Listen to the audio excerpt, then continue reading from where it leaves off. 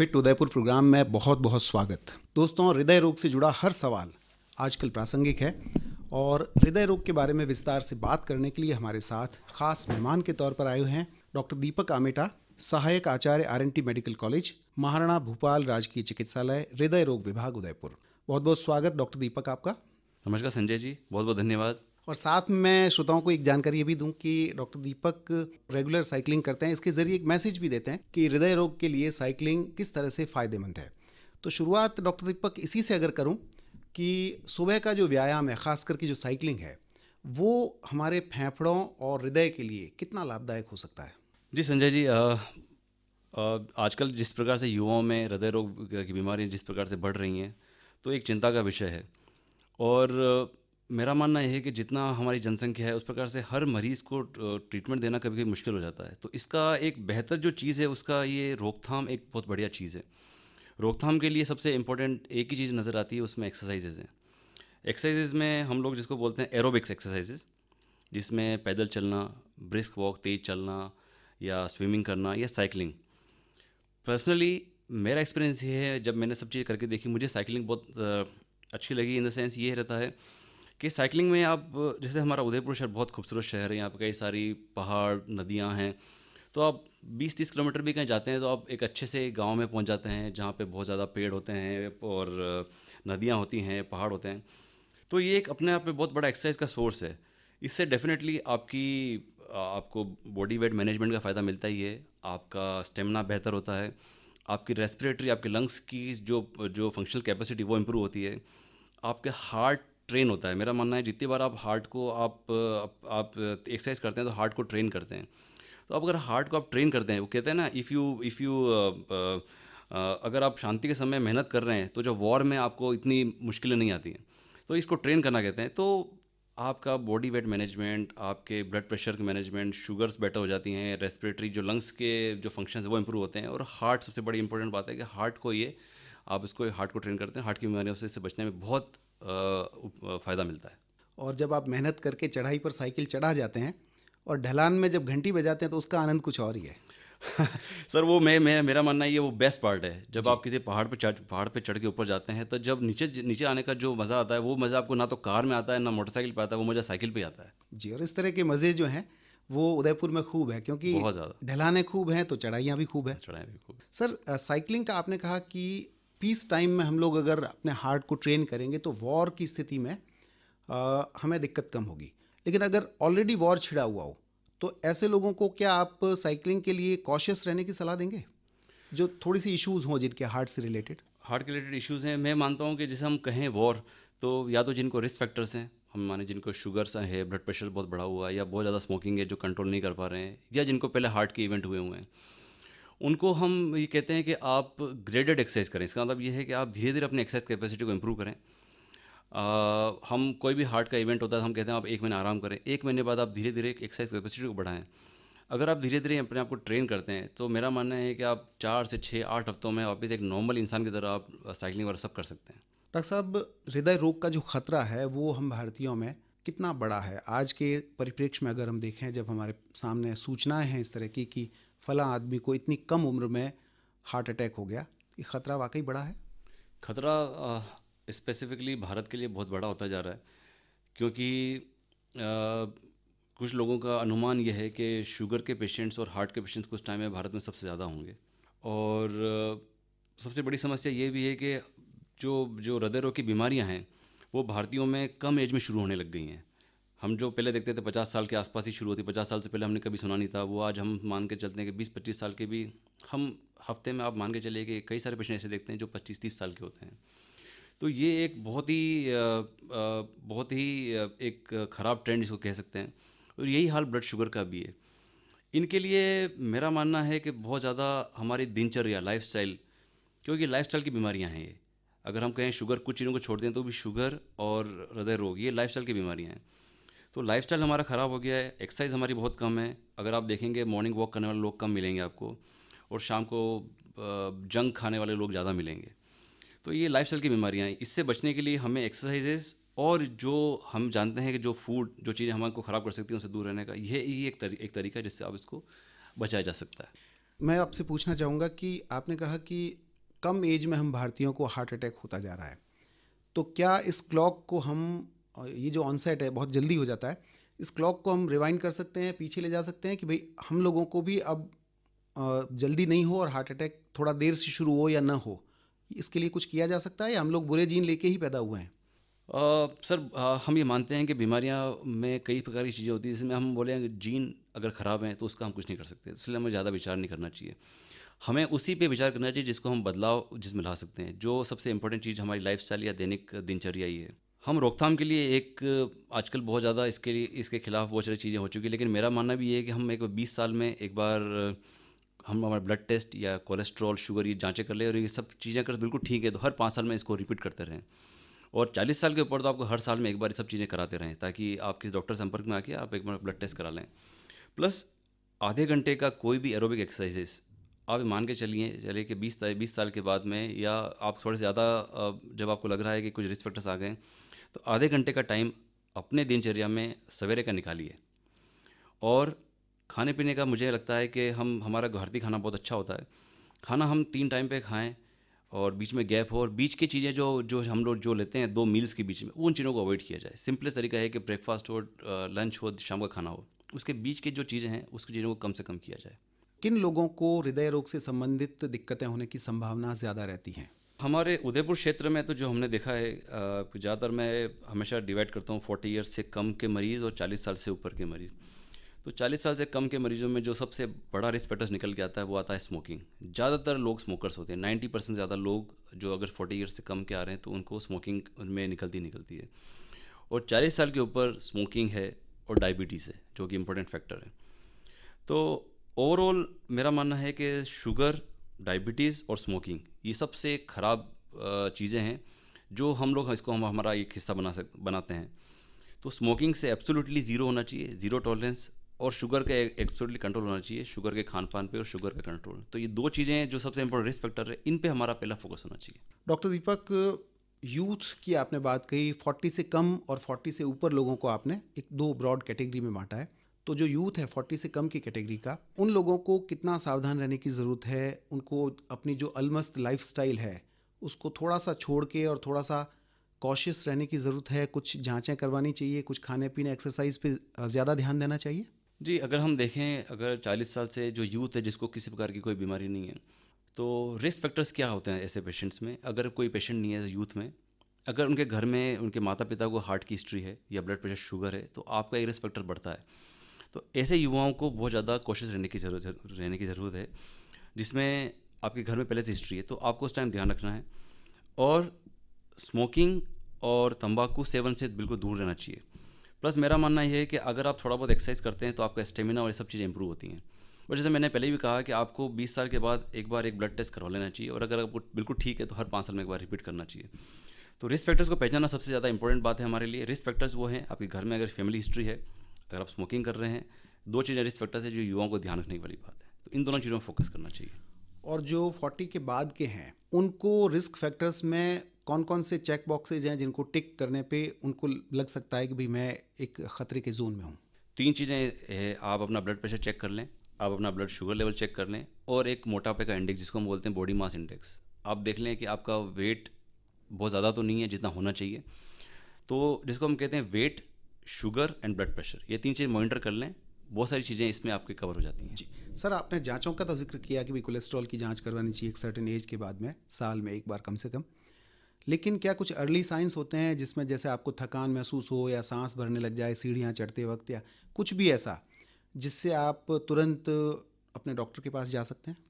देखिए, हार्ट में सबसे ज़्यादा तो ये है कि अगर आप चलने फिरने पे कोई चीज़ सिम्टम्स हो रहे हैं, जिसमें चलने फिरने पे सीने में दर्द होना, चलने फिरने पे आपको सांस फूल जाना, जो कि बैठने के कुछ टाइम बाद ठीक हो जाए, तो ऐसी चीज़ें ज़्यादातर हार्ट की तरफ ही इशारा करती हैं। जो चीज़ें एक्सर्शनल हों या चलने फिरने पे हों, चलने फिरने से हो रही है और बैठने से ठीक हो रही है, ऐसे जब भी अगर सिम्टम्स हों तो आपको पहले बात अपने किसी आसपास के चिकित्सक, फिजिशियन या किसी हार्ट स्पेशलिस्ट को दिखा देना चाहिए। सर, आजकल चूँकि हार्ट की समस्या आम है और नेक्स्ट डोर कोई न कोई पेशेंट मिल ही जाता है, तो जो चर्चाएं होती हैं उनमें काफ़ी तकनीकी बातें भी आ जाती हैं। जैसे फला आदमी कहता है कि उसके 3 आर्टरीज़ में ब्लॉकेज हैं, 90% ब्लॉकेज हैं, 70% ब्लॉकेज हैं। इसको थोड़ा सा सरल करके हमें समझाइए कि आर्टरीज़ का क्या काम होता है, वो किस तरह से हृदय में आती है और कितनी इतनी इम्पॉर्टेंट क्यों है, और ब्लॉकेज वगैरह का मामला क्या है? सर हमारा हार्ट जो है, जो हमारा हृदय है, वो एक पंप की तरह है। उसमें ब्लड आता है और हार्ट इसको पंप करता है।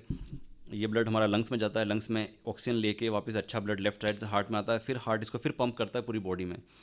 तो हार्ट का काम है मोटर की तरह है, वो पूरी बॉडी को ब्लड सप्लाई करता है, बिकॉज इसी ब्लड के माध्यम से आपको शुगर, आपको ऑक्सीजन की सप्लाई होती है बॉडी के, हमारे हमारे शरीर के हर अंग को। तो सबसे पहले पूरी बॉडी को सप्लाई करना है तो इसको हमारे हार्ट को अपने लिए भी लेना है, तो सबसे पहले शुरू की 3 नसें हार्ट अपने लिए ही लेता है। लेकिन चूंकि क्या होता है, हार्ट का स्ट्रक्चर इस प्रकार से बना हुआ है तो हार्ट की नसें भी बहुत ही घुमावदार होती हैं, इसलिए इसमें सबसे ज़्यादा पहले ब्लॉकेज आते हैं। जो आर्टरीज, जो नसें लंबी होती हैं, स्ट्रेट होती हैं, जो घुमावदार नहीं होती, उसमें ब्लॉकेज कम आते हैं। लेकिन चूंकि हार्ट बड़ा घुमावदार स्ट्रक्चर है, उसमें नसें भी बड़ी घुमावदार है, तो सबसे ज़्यादा ब्लॉकेजेस सबसे पहले हार्ट में आते हैं। तो ज़्यादातर स्टडीज़ में कहा गया है कि ब्लॉकेज जो होते हैं 20 साल की उम्र से बनने शुरू हो जाते हैं, 10%, 5%, 10% भी, और धीरे धीरे धीरे धीरे बढ़ते रहते हैं ये। तो जैसे जैसे आपको जब भी 70% के ऊपर ब्लॉकेज हो गया, जैसे आपकी नस 70% से ऊपर ज़्यादा चोक हो गई, तो इस केस में आपको सिम्टम होने शुरू होते हैं। जैसे आप चलना फिरना करेंगे तो आपको सीने में दर्द होगा और बैठने से आराम हो जाएगा। 80% से गए तो थोड़ा कम चलने पे हो जाएगा, 90% से ऊपर गए, 90-95% से ऊपर गए तो कुछ ब्लॉकेज ऐसे होते हैं, फिर आपको घर के छोटे मोटे काम करने में ब्लॉकेज आपको दिक्कत होने लग जाती है। जैसे 90-95% ब्लॉकेज हो गया, खाना खा रहे हैं तो भी दर्द हो रहा है, शेविंग कर रहे हैं तो भी दर्द हो रहा है। तो ये ब्लॉकेज पर डिपेंड करता है। तो ये नसें 3 नसें होती हैं, लेफ्ट में 2 होती हैं, राइट में 1 होती है। इसमें अगर कहीं भी ब्लॉकेज हुआ तो आपको ये सिम्टम्स आ सकते हैं। यानी वन फाइन मॉर्निंग अचानक कुछ नहीं होता, पहले सिम्टम्स ज़रूर आएंगे, तब आपको अल्टीमेटली कुछ ऐसी चीज़ हो सकती है।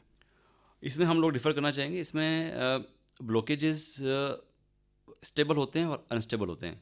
जी। ये जो मैंने बताया वो स्टेबल ब्लॉकेजेस हैं, जो धीरे धीरे बढ़ते रहते हैं, आपको चलने फिरने पे दिक्कत होगी, बैठने से आराम हो जाएगा। ये स्टेबल ब्लॉकेजेस हैं। 70, 80, 90%, कभी कभी 100% वाले ब्लॉकेजेस भी ऐसे मिलते हैं जिसमें हार्ट अटैक नहीं हुआ, लेकिन वो इंसान को चलने फिरने में दिक्कत हो रही है। कभी कभी ये ब्लॉकेजेस अनस्टेबल होते हैं, क्योंकि ये जो ब्लॉकेजेस होते हैं वो एक पर्दे के अंदर छुपे हुए रहते हैं। तो कभी कभी कुछ रिएक्शन की वजह से पर्दा फटता है और ये ब्लॉकेजेस ब्लड में आते हैं, खून की नसों में, और क्लॉट बनने से नस पूरी बंद हो जाती है। इसको हम हार्ट का अटैक बोलते हैं। इस प्रोसेस को होने में मुश्किल से 5-10 मिनट का टाइम लगता है। तो कभी कभी आपने देखा होगा कि पेशेंट बिल्कुल ठीक था और 10 मिनट में कुछ पेन हुआ और उसको हार्ट अटैक हो गया। तो हार्ट अटैक का प्रोसेस 5-10 मिनट का ही है। वही कोलेस्ट्रॉल डिपोजिशन, जो प्लाक स्टेबल था, अगर वो अनस्टेबल हो जाए और पूरी नस को बंद कर दे क्लॉट बन के, वो अनस्टेबल होता है। इसी वजह से हमको हार्ट का अटैक बोलते हैं। ये प्रोसेस 5-10 मिनट में हो जाता है। डॉक्टर दीपक, अगर हम ब्लॉकेज पर थोड़ी सी और बात करें, आपसे कुछ और जानने की जिज्ञासा है हमारी। तो जैसे 70% ब्लॉकेज आपने कहा, उसके बाद दिक्कत होनी शुरू हो जाती है, तो क्या एक आदमी को ब्लॉकेज की जांच करवा लेनी चाहिए? हम समझते हैं एंजियोग्राफी से ही पता चलता है, और भी तरीके होंगे, तो कोई दिक्कत नहीं है, लेकिन चूंकि ब्लॉकेज तो उसके शरीर में बन रहे होंगे, तो अगर रिस्क फैक्टर्स के अंदर वो आता है तो उसको बिना वजह एंजियोग्राफी की भी सलाह आप लोग देते हैं, या किस तरह से जांच करते हैं कि इसके इतने ब्लॉकेज हैं और इसको अब सावधान रहने की आवश्यकता है? देखिए, हमने वही बात की, एक स्टेबल ब्लॉकेजेस है और अनस्टेबल ब्लॉकेज, जो हार्ट का अटैक हो गया। तो हार्ट के अटैक के मरीजों को आजकल हम लोग इमरजेंसी में एंजियोप्लास्टी करते हैं, और उनका एक अलग मैटर है, उनको हमको करना ही पड़ता है। हम बात करें स्टेबल ब्लॉकेजेस की, जो इंसान बैठे हुए बिल्कुल कंफर्टेबल, चलने फिरने में दिक्कत हो रही है। अगर इस तरह के किसी सिम्टम्स के साथ मरीज हमारे पास आता है तो हमारे पास कुछ टेस्ट है जिससे हम लोग इनको चेकअप कर सकते हैं। जैसे फर्स्ट, जो सबसे सिंपलेस्ट है, वो TMT है, ट्रेडमिल टेस्ट। इसमें एक मशीन होती है जिस पर कि एक बेल्ट चलता है और आपको चलना होता है 5-7-10 मिनट के लिए। जब आप तेज़ चलते हैं, जैसे आपने कहा ना, चलने फिरने में जो दिक्कत हो रही है, बैठते आराम हो रहा है, तो हम उसको वही चला के वही सिम्टम प्रोड्यूस करने की कोशिश करते हैं। अगर आपने चल लिए और आपको सिम्टम्स हुए और TMT में ECG में बदलाव आ गया, तो हमको लग जाता है कि कोई ना कोई ब्लॉकेज ऐसा है जो 70% से ऊपर है। अगर TMT में कुछ नहीं आता है तो इसका मतलब मान के चलना पड़ता है हमें कि ब्लॉकेजेस बिल्कुल नहीं है, या हैं तो भी कम है, इसके लिए कुछ करने की ज़रूरत नहीं है। अगर हमने TMT करी और आप इसमें कुछ बदलाव आया तो फिर हमें आगे फिर एंजियोग्राफी की तरफ बढ़ना पड़ता है। इस तरह से हमारे पास दूसरे टेस्ट अवेलेबल हैं। जी। अनस्टेबल जो ब्लॉकेजेज हैं उनको प्रिडिक्ट करना बहुत मुश्किल है। यस। तो उसके लिए फिर मतलब यही है कि आपको अपनी जो आदतें हैं, खान पान की, एक्सरसाइज, उसी पे आपको ध्यान देना है। बिल्कुल। अब सर हम उसी पे आते हैं कि खाने का, हमारे जो आहार है उसका हृदय रोग से क्या सीधा संबंध है, और इसमें इस आदतों में हम बदलाव करके और हृदय रोग से थोड़ा सा बच सकते हैं? देखिए सर, मैं मानता हूँ कि अगर हम जो भी आहार ग्रहण करते हैं, जो भी हम खाना खा रहे हैं, अल्टीमेटली वो बॉडी में जाके शुगर, फैट, वसा, प्रोटीन में कन्वर्ट होता है। तो ये सिंपल इनटेक आउटपुट की तरह बैलेंस मेंटेन करता है। जैसे आप कोई चीज़ में टब में पानी पानी डाल रहे हैं और पानी एक्स्ट्रा हो गया तो पानी नीचे गिर जाता है। हमारी बॉडी में ऐसा नहीं होता है। हमारी बॉडी में अगर आपने जितना रिक्वायरमेंट है उससे ज़्यादा आपने भोजन ग्रहण किया है तो वो आपके पेट में और फैट की जगह इकट्ठा होता है, और ये धीरे धीरे चल के ओबेसिटी में या मोटापे में कन्वर्ट होता है। इसी मोटापे की वजह से कोलेस्ट्रॉल डिपोजिशन ज़्यादा होता है। तो आपको इसको बैलेंस करना है, आपको अपना काम के हिसाब से इसको मैनेज करना है और इसको खर्च करते रहना है। आप इंटेक कम रखें, खान पान कम रखें, और आप इसको खर्च ज़्यादा कर रहे हैं तो बहुत ज़्यादा लोग कहते हैं घी तेल, अगर आप इसको मेंटेन कर रहे हैं, इसको आप खर्च कर पा रहे हैं, आप इतनी एक्सरसाइज कर रहे हैं तो उसकी बुराई नहीं, क्योंकि ये आपको जमेगा नहीं, क्योंकि आप इसको कर पा रहे हैं। प्रॉब्लम वही आ रही है अगर आप इसको खर्च नहीं करते हैं और आप इसका इंटेक ज़्यादा है तो ये चीज़ें आपके शरीर में जमा हो रही है और अल्टीमेटली ख़राब वही करती है। तो आपको इसको बैलेंस करना है बस। मतलब आपको एक काया व्यापारी की तरह जमा खर्च का जो हिसाब है बिल्कुल। उसको मेंटेन रखना है, जितना बिल्कुल। आपने जमा किया है खर्च भी करना है आपको। बिल्कुल। तो दिन के आखिर में जो आपका बैलेंस शीट है उसमें जीरो आना चाहिए, जीरो जितना आना आपने चाहिए। लिया। तो उसका हालांकि सिंपलेस्ट मुश्किल है तरीका ये। है, हाँ बहुत जी हाँ। मुश्किल है, कि सिंपलेस्ट तरीका ये है आप अपना वेट मैनेजमेंट देखते रहें। वेट बढ़ना नहीं चाहिए, जो वेट आपका BMI बॉडी मास इंडेक्स के हिसाब से आप उसको मेंटेन रखें। सर एक चीज़ इसमें मैं पूछना चाहूँगा कि महिलाएं जो है उनको भी उतना ही खतरा होता है इस हृदय रोग का, या फिर सर्टेन एज तक वो प्रोटेक्टेड होती हैं हार्मोन्स की वजह से? Yes. और इस बारे में क्या स्थिति है? हम लोग क्या महिलाओं की भी एक स्टेज के बाद में उनको ध्यान रखने की आवश्यकता है? जी, महिलाओं के जो हार्मोन्स होते हैं वो महिलाओं के हार्मोन्स प्रोटेक्टिव होते हैं हार्ट डिजीज़ के लिए, उनके कोलेस्ट्रॉल के लिए, सब चीज़ें बेटर होती हैं। इसलिए ज़्यादातर हमने देखा है कि महिलाओं को 50 साल से पहले हार्ट अटैक की समस्या बहुत कम होती है। लेकिन हार्मोन चेंज होने के बाद इनकी जो कहते हैं जो बीमारी लेने की जो जो जो चीज़ें होती हैं वो बहुत स्पीड से बढ़ती हैं, और कुछ टाइम बाद ये इनका और पुरुषों का रिस्क फैक्टर बराबर हो जाता है। तो इनको स्पेसिफिकली एक एज के बाद जब हार्मोन्स का सपोर्ट नहीं है, जब आप उस पोस्ट मेनोपॉजल स्टेट में आ गई, तब आपको पुरुषों के बराबर ही ध्यान देना है इसमें जी। तब आपका रिस्क, दोनों का रिस्क बराबर हो जाता है। सर कोरोना के जो इफ़ेक्ट्स हैं, जैसे लॉन्ग कोविड जिसको कहा गया है, इसका भी हार्ट पर कुछ असर देखा गया है और बहुत सारे लोगों को दिक्कतें हुई है। देखिए, इसमें बहुत सारी रिपोर्ट्स हैं। उसमें कोरोना ने जो एक पूरी बॉडी में सिस्टमिक, इसको कहते हैं ना, पूरी बॉडी में एक इन्फ्लामेशन की तरह काम करता है। पूरी बॉडी में आपका एक सारे जो इन्फ्लामेटरी मार्कर्स बढ़ते हैं, तो ये जितने भी मार्कर्स बढ़ते हैं वो कभी कभी क्लॉट प्रोड्यूस कर सकते हैं। जिस क्लॉट, अगर वो हार्ट की नसों में क्लॉट हो गया तो हार्ट अटैक हो सकता है, ब्रेन की नस में क्लॉट हो गया तो वो स्ट्रोक हो सकता है। तो हाँ, ये चीज़ें तो हैं, लेकिन इसका ओवरऑल हमने कुछ केसेस ही देखे हैं, तो इसको कहना बहुत मुश्किल है कि ये कोरोना की वजह से है या नहीं है। तो अल्टीमेटली लेकिन बात वही आती है कि प्रिवेंशन ही इसका काम है। ये कोरोना से कोई हार्ट अटैक हुआ, इसको प्रूव करना या डिसप्रूव करना बहुत मुश्किल है। जी, फिलहाल जल्दी होगा और उसको और ऑब्जर्वेशन की यस, आवश्यकता उसको लंबे ऑब्जर्वेशन की ज़रूरत है। जी। डॉक्टर दीपक, अब आखिर में क्या कहना चाहेंगे, किस तरह से हम हृदय के खतरे से, हृदय रोग के खतरे से बच सकते हैं? देखिए, मेरा मानना है कि हम 2-3 चीज़ें बड़ी सिंपल तरीके से आप इसको बचा जा सकता है। एक, आप अपने रिस्क फैक्टर्स को ध्यान में रखिए, प्लस हमें 2-3 चीज़ें अच्छी रहती हैं। आप सवेरे हमारे खुद के लिए आधे घंटे का टाइम निकालें, जिसमें आप कुछ टाइम प्राणायाम को दे सकते हैं, मेडिटेशन को दे सकते हैं, और आधे घंटे का आप एक एक्सरसाइज रखिए। इसमें आप ब्रिस्क वॉक कर सकते हैं, आप स्विमिंग कर सकते हैं, साइकिलिंग कर सकते हैं, डांसिंग कर सकते हैं। आधे घंटे की एक्सरसाइज से आपका, मेरा मानना ये है, क्योंकि मैं खुद इस चीज़ को फॉलो करता हूँ, अगर आप मॉर्निंग में आधा घंटा इस चीज़ को देते हैं तो आपका पूरा दिन बहुत ही ऊर्जावान निकलता है। आपको दिन भर में, कहते हैं, फील गुड रहता है। अगर आपने मॉर्निंग में एक्सरसाइज करी है तो आपकी बॉडी को फ़ायदा मिल ही रहा है। फील गुड का मतलब ये होता है कि इन सब चीज़ों की वजह से जो ब्रेन के एक जो फील गुड हार्मोन्स रिलीज होते हैं, जो आपकी बॉडी में एक पॉजिटिव एनर्जी भरते हैं। तो सबसे इंपॉर्टेंट फैक्टर ये है कि आधे घंटे का टाइम हमें हर इंसान को अपने लिए निकालना चाहिए सवेरे।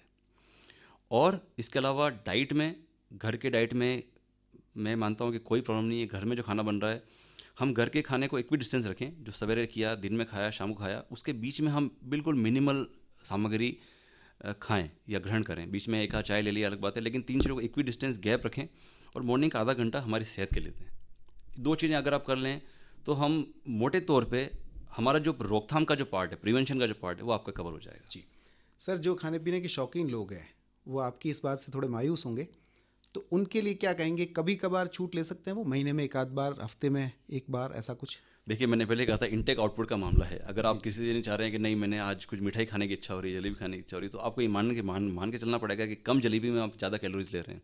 इसका मतलब आपको कुछ ज़्यादा मेहनत करनी है इसको खर्च करने के लिए। बाकी आप इनका इस्तेमाल कर सकते हैं, और लेकिन इसके लिए आप मानसिक रूप से तैयार जरूर रहना चाहिए कि हमें इसको खर्च करने के लिए भी हमारा दिमाग तैयार रहे। बहुत बहुत शुक्रिया डॉक्टर दीपक आमेटा, सहायक आचार्य RNT medical college, Maharana Bhupal राजकीय चिकित्सालय, हृदय रोग विभाग, उदयपुर। बहुत बहुत धन्यवाद आपका, उपयोगी बातचीत रही, बहुत शुक्रिया।